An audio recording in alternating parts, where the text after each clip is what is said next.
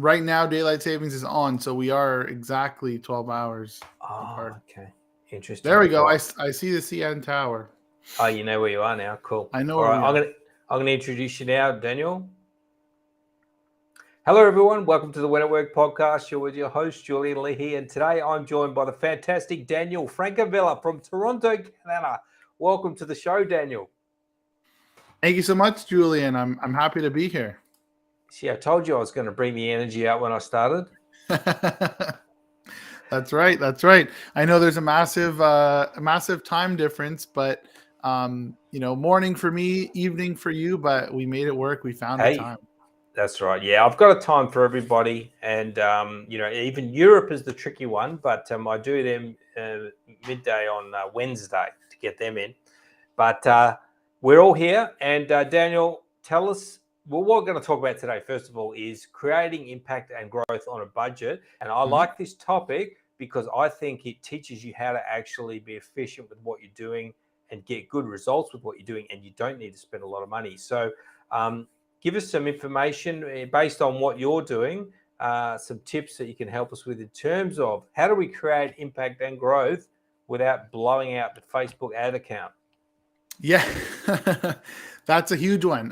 When it comes to, whether it's organic content or paid advertising, I think it's worth looking at the fact that you can build a community online without paid advertising to start, and there's a lot of things you can do organically to get out there and interact, comment on other places that your audience and your target audience will be, like, engage, comment. That's free. That's of course your time, which is not always free, but that doesn't cost your business any money at the time, especially if you're a small business, an individual entrepreneur, a startup, or a nonprofit organization. It doesn't have a ton of cash. So getting in there and creating organic content, and engaging organically is a big one. Now, obviously, if you are more established, or you have been running, operating for a while, and you have customers, you have donors, you have supporters, is looking to actually curate content from your own community. So you could save a ton of time, of course, on new content creation, and not worry about the expense of filming, original design pieces, by curating content from your supporters, from your followers, from your clients, sharing their own experiences with your business. That's a huge one. Asking people, encouraging them. You do have to ask, of course. A lot of people aren't just gonna put stuff out there that's free for all for you to use. But if you can curate content from your community, that's huge. One ways you can do that is by putting out a challenge that people can participate in.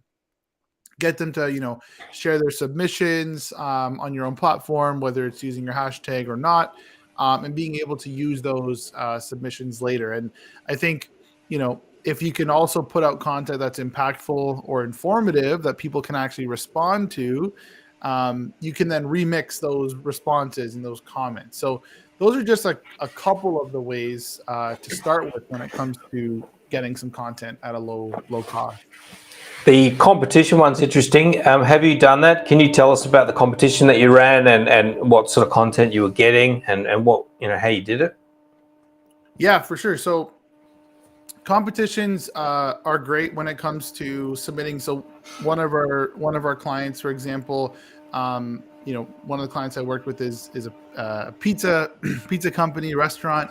And so a lot of times we'll ask the audience to submit, um, you know, their thoughts or their feedback, or some cool combinations of ingredients or toppings or things that they would want to see, right?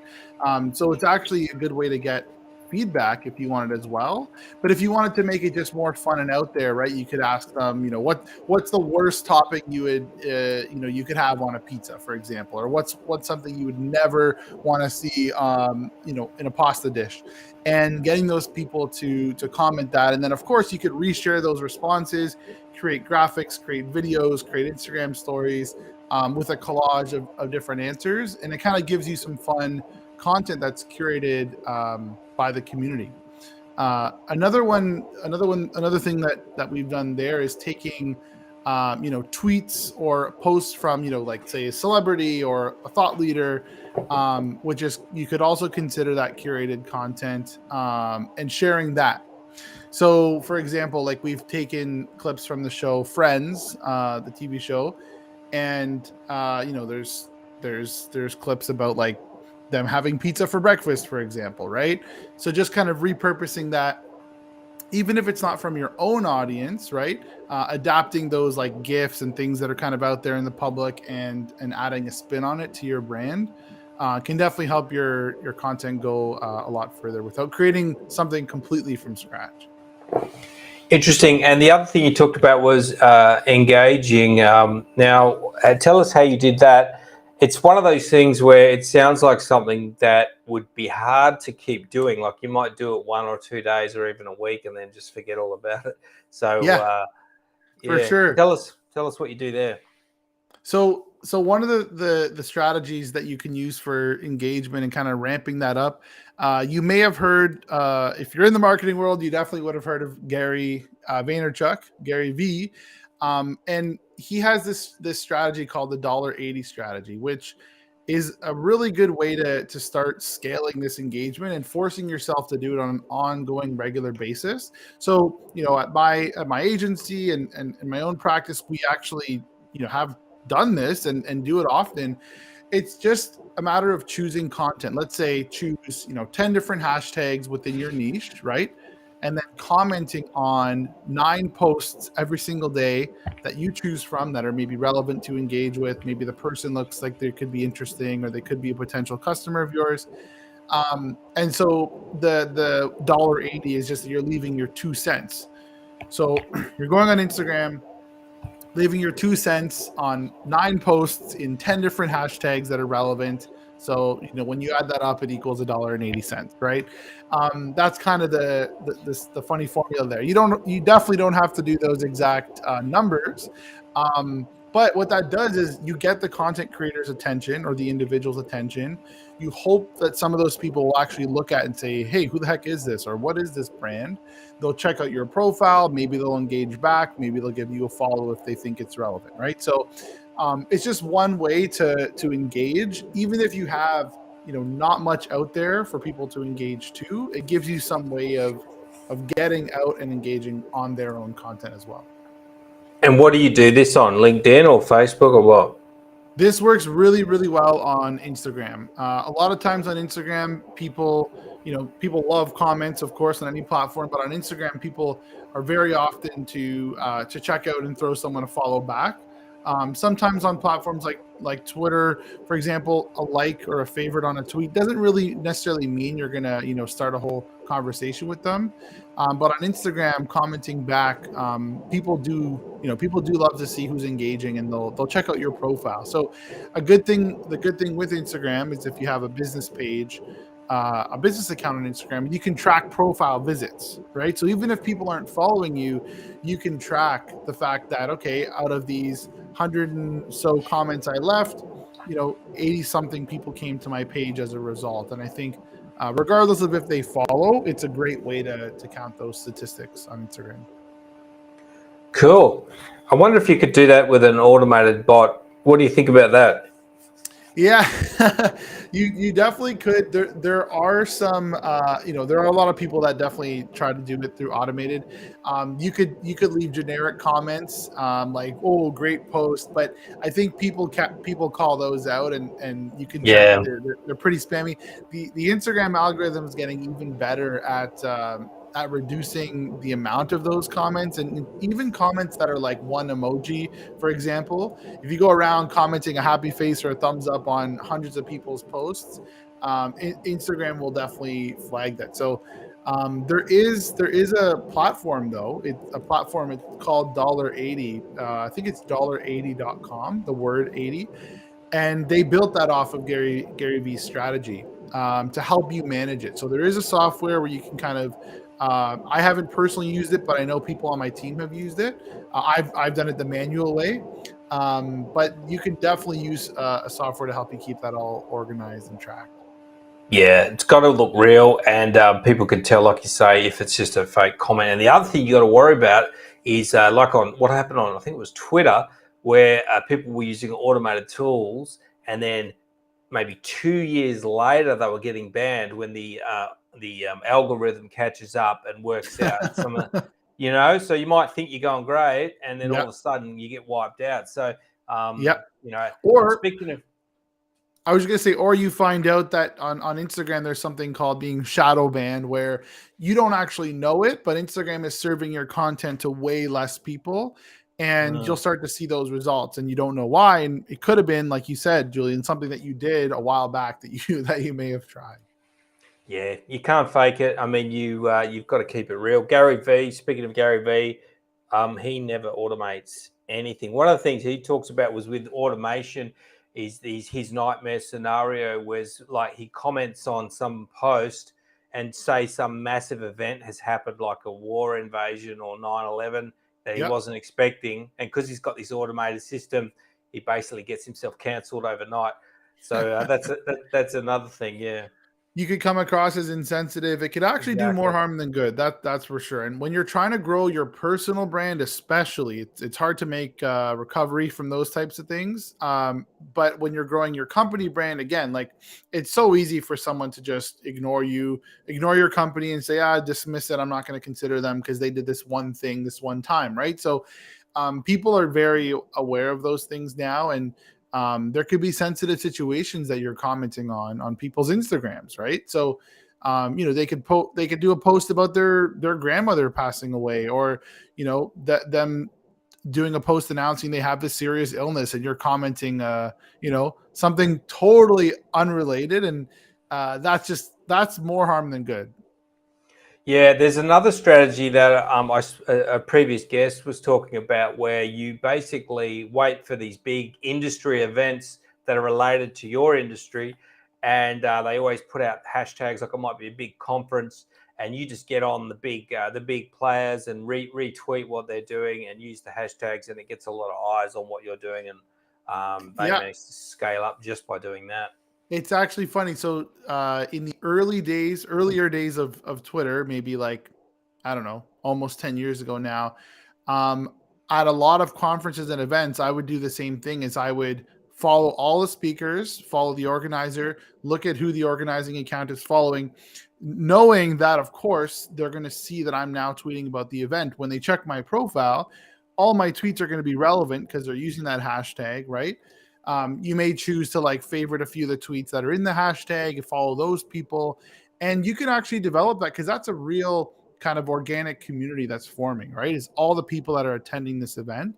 So back in the day, I know we haven't had in-person events here in Toronto where I am for almost 2 years, where there's like a proper large-scale conference. But that was huge actually. So in the early days of Twitter, I did grow my following by a few hundred people at a time from these major events, doing it that way. Awesome. And you talk about community. What are some of the, I mean, because forming a community is really the most powerful thing, and it's the fastest way to get that real strong know, like, and trust factor. What are some of the things that you do to build communities around you?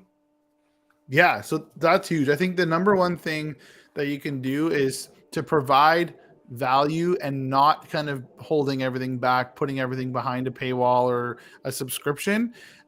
People will tend to stick around and share your stuff if you're providing actual value and they don't feel like there's a catch, right? When there's a catch, someone may still find your content useful. They may click or download it, but they're not really going to stick around and follow it and share it, right? Because they don't want to be, sharing things that could be, potentially come across as like a scam or just people love that authentic content. So if you're able to put out a lot of organic content to build community that's still valuable, that's huge. One of the things that I've done a lot of at a couple of different companies I've worked with and my own agency is we host weekly or bi-weekly Instagram lives, for example, right? You're hosting these lives. There's a real person behind the camera. And not only are you, speaking to your community and you're putting a face behind, the account, but you're also inviting in guests sometimes that gets shared with their following as well, right? So the fact that, now if I go live with you on Instagram, Julian, now your community on Instagram or your brand Instagram page is now live, and those people are going to come in the end and discover our profile, right? So I think that's a huge way to kind of get your community engaged. And another one goes back to my earlier tip about curating content from your community. People love when their stuff is featured. Listen, I'm a huge fan of matcha green tea, right? When I'm posting matcha, I will often tag the different matcha brands I use, and when they repost it, it feels great, right? It feels like, oh, cool, they liked my post. Maybe the picture was good, right? Whatever it was, people love that sense of community that's built. And when I go on their Instagram stories and I see all the reposts they've done from their customers and their clients, you kind of feel like you're part of that community, right? So those are a couple things you can do to help to do that. Now, if you're starting from 0 people, of course, other than the $1.80 strategy we talked about, you could go into other, for example, Facebook groups or LinkedIn groups, engage and comment there, where those aren't your own audience, that's someone else's group's audience, right? Maybe it's a group for a different reason. Maybe it's a parenting group and you're looking to target parents. You go in there, you start engaging, you start telling people about what you do. That's another kind of way to drive people to your own community. Awesome, Daniel. And what's the first step for people to learn more about what you're doing and helping people grow communities and generate impact? At danieldoes.co, do you have a strategy call? What do you do? Yeah, exactly. So if you go to danieldoes.co, you can book a call with me. We'll have a 20-minute call, chat about some of your goals. I have a bunch of specific questions for you if you do that. And then depending what you're looking for, we could work together on a monthly basis, or I can put together a strategy for you. If you're looking for things like a lot of paid advertising and big large scale content projects and video production, things like that, I would then also introduce you over to my team at the agency King Street Media here in Toronto. We work with clients not just in Toronto, of course, and it's a great way to kind of really step your content up to another level and really scale if you are looking to scale from a paid advertising perspective. Wonderful. Yeah, you've got to really get onto that and up your content game, and then start leveraging your content in paid advertising. There's one more thing I'll add, Julian, just is that it doesn't hurt to ask for amplification, right? It's funny how people will say, oh, no one's sharing, no one's talking, no one's commenting, but sometimes you actually haven't asked, right? And you haven't actually put out that request. So I think asking for amplification, asking your existing followers to share something with their own audience, it's completely free for you and for them. And then making it easier for your supporters to share your content and your campaigns. I think that's a huge thing that you can do as well to make it easy for you. Yeah, really good tip. What you could do is have a little email or a little bit that you add on to your email where you just ask people, can you share my latest post or whatever, and have that automatically go out, and people will respond. They will share it. Make it easy for them, right? You have ambassadors. Sometimes they're silent ambassadors. You don't know that, but give them an opportunity, remind them, make the ask, and that can go a long way, and it's no additional cost to you.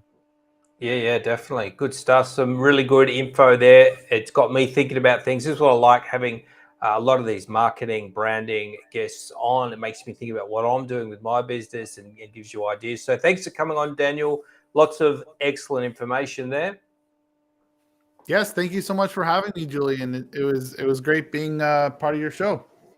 Wonderful. And thanks for watching and listening wherever you are. And I'll see you very soon on another episode.